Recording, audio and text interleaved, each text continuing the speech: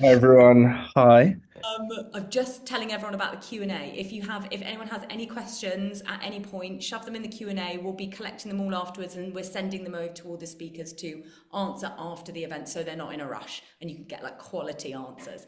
So Cameron, how are you? You good? I'm good. Yeah, I mean the sun's shining for what feels like the first time this year. I'm surrounded by books. Life's great, you know? Life is good, absolutely.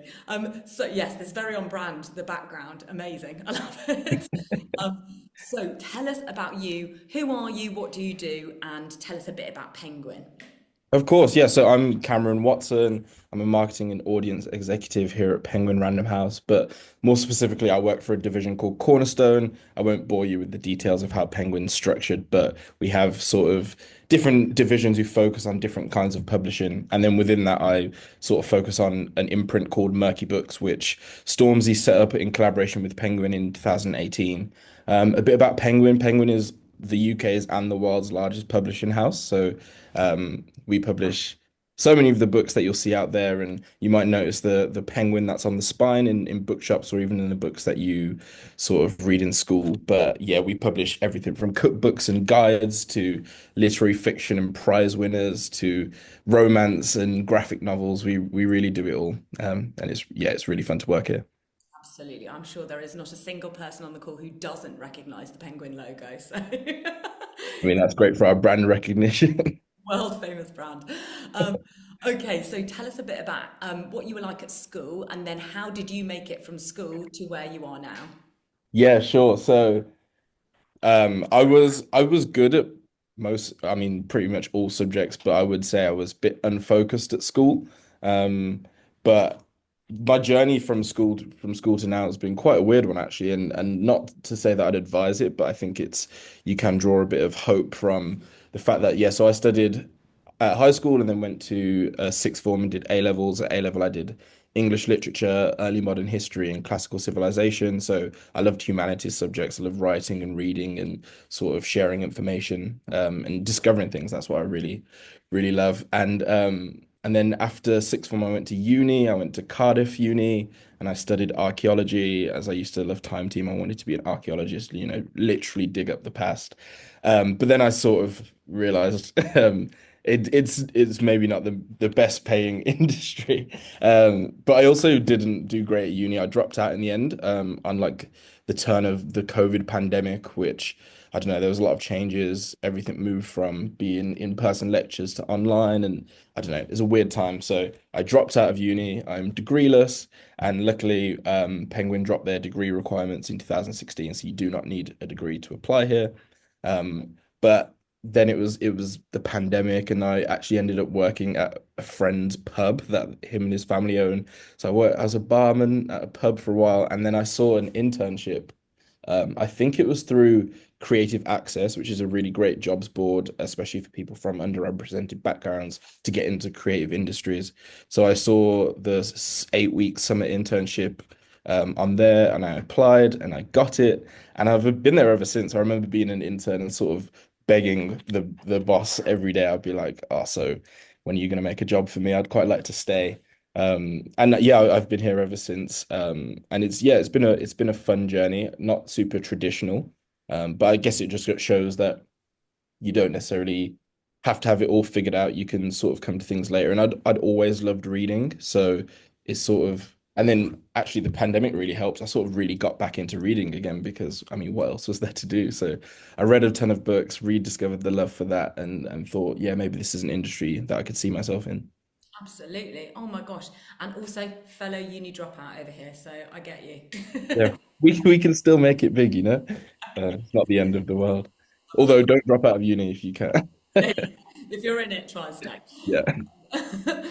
Oh my gosh. Okay, so why do you think you were able to stay beyond the internship? And what skills do you think you had that I guess people in the business recognized as you're a keeper, you know?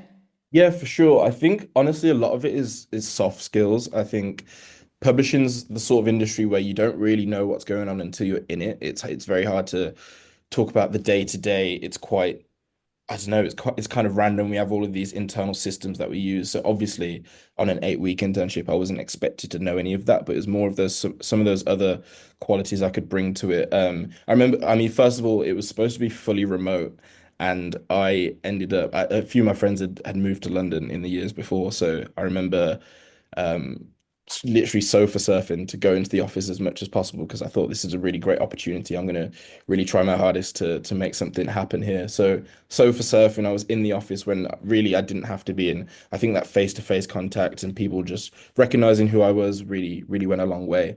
I think confidence was a big part of it. I feel like I'm quite a confident person, but I remember speaking up early in meetings and I mean like whole divisional meetings with 60, 70 people in. I remember speaking up and sharing my opinion and just having ideas and bouncing those off people. And I think that really goes a long way. You become someone that people recognize and that's a lot of it. I think I have pretty good communication. Oh, I'm hoping. Oh, guys, is that my internet or his internet? I don't know. Oh, God. Oh, hi, Cameron. Hi, got you back. Oh, it might be mine. Well, I'm sorry. This is blame Penguin on this, as I'm in the office today. But yeah, a lot of soft skills. So communication with people, relationship building. A lot of my role is in I do a lot of work with like partnerships and reaching out to different industries and different people. So being creative and being able to communicate really well. And then I'd just also say be curious. It's one of our sort of mottos at Penguin is just to be as curious as possible. And you can you don't have to know everything right away, but if you show the willingness to learn that and you can bring in your own perspectives and what how you are different to everyone else that works in a place. And it really is leaning into your upbringing, the places you went, the things you know that no one else might know, or the interests you have. I think they're really important to share. And like obviously getting a job and being in a job is about the skills and the work that you do. But then also you have to spend so much time with your colleagues over the years that it's also just really important to be a nice, good person to be around. As yeah, no one wants to work with someone that they hate. So it's I think it's really important to actually just be really friendly, be nice, compliment people, ask questions, all of that good stuff. And the hard skills will follow. You can develop those, but it's the soft skills that I think really set you apart. 100%. And we've actually heard that a little bit throughout the day. I think soft skills so important. And you're all saying the same thing: communication, confidence. On the right side of confidence, don't become arrogant, guys. And always learning, that is one of the key things. Okay, so now that you are in there, in the industry, and you can see all the things that are happening around you and all the people that it takes in order to make a book published and successful, what do you think is the most underrated job that actually, if you weren't doing what you were doing now, what would you be choosing to be doing? Wow, that's such a good question. I mean, there are so many roles within publishing. Like we have our in-house legal team. So you could be a lawyer and work for Penguin or an accountant, and we have production controllers, people who manage inventory at our warehouse and things like that. So there's just such a wide range of roles. And I think it's really key to think that whatever you enjoy, you can sort of do in publishing. But I mean, I'm quite biased. I work in marketing, so it's quite creative, and I really enjoy that part of my role, like designing things and working with designers to get stuff out. So I think it would probably be design. I don't think I'm not good enough, but maybe if I'd sort of dedicate my life to designing things, I think our teams are just amazing. So we have our like our cover designers who design the book covers, and that looks really fun. And then we also have a designer who sits within our marketing team who makes all of our like adverts and everything that goes out in as for marketing material. They design that. So I think design would be really fun. And I think it's really cool that, for example, there's people in Cornerstone's like covered design team who don't have any official design qualifications. They sort of just presented a portfolio of the work they've done and were able to get a role off of that. So it's one that if it's something you're passionate about and maybe you've not necessarily considered it or you do it on the side of whatever else you're doing, you could go into there, and everyone everywhere is always looking for great designers. So it's a good one for the future for your career to develop, which is also why I think marketing is great because you can every product in the world needs to be marketed. So you can sort of take that outside of publishing and go anywhere if you were so inclined to in the future. Completely. Everything does need to be marketed. And arguably, the only thing that sets stuff apart now is marketing, really, because there's so much out there. Um, Yeah, and it has to be really good because yeah. it's oversaturated. You see an advert every 20 seconds or something, so it's got to cut through.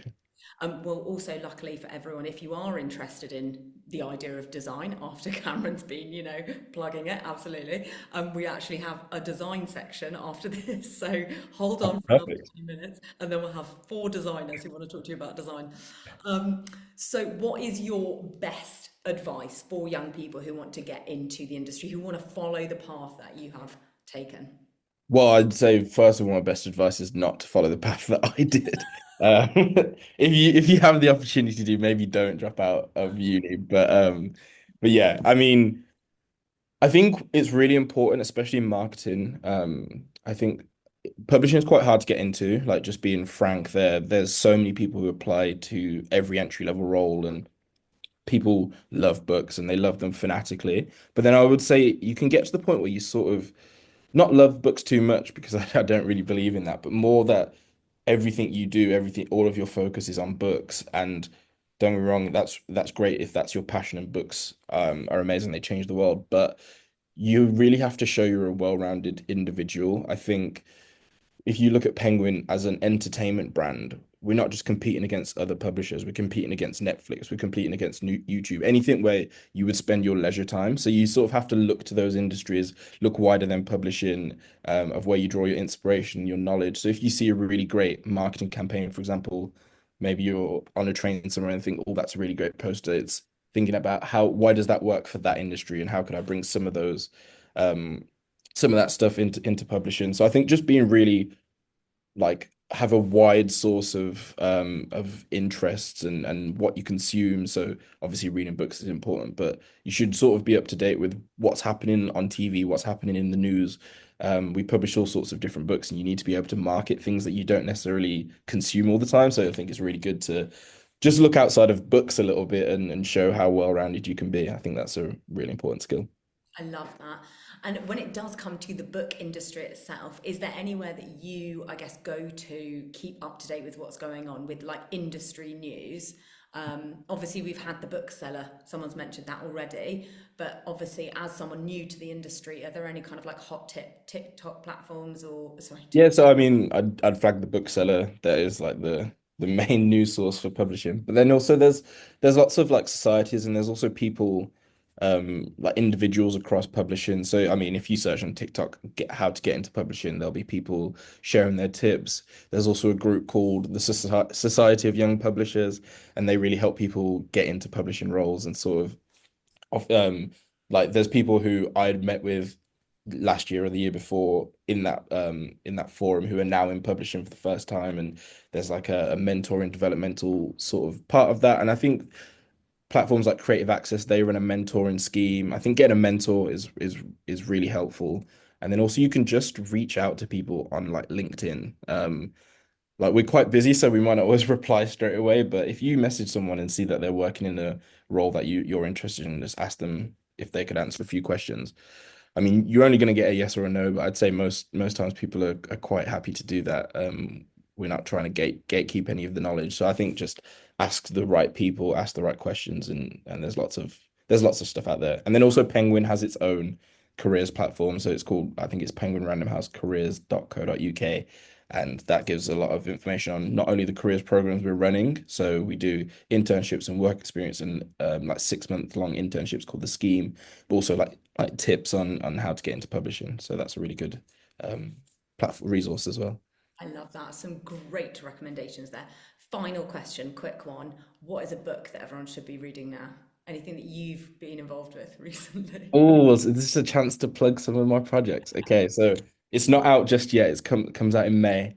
But it's called Sunstruck by William Rayford Hunter. It won the Merky Books New Writers Prize in 2022, which is a competition we run for 18 to 35-year-olds. If you're unpublished and represented and submit to this prize, you can win a publishing contract with us.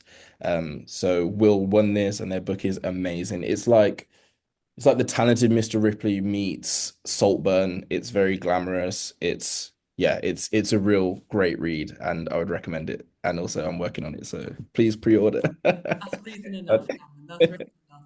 Amazing. Thank you so much. You have been phenomenal. Really appreciate you giving us your time and advice. I know that there are loads of people watching who have taken so much away from that.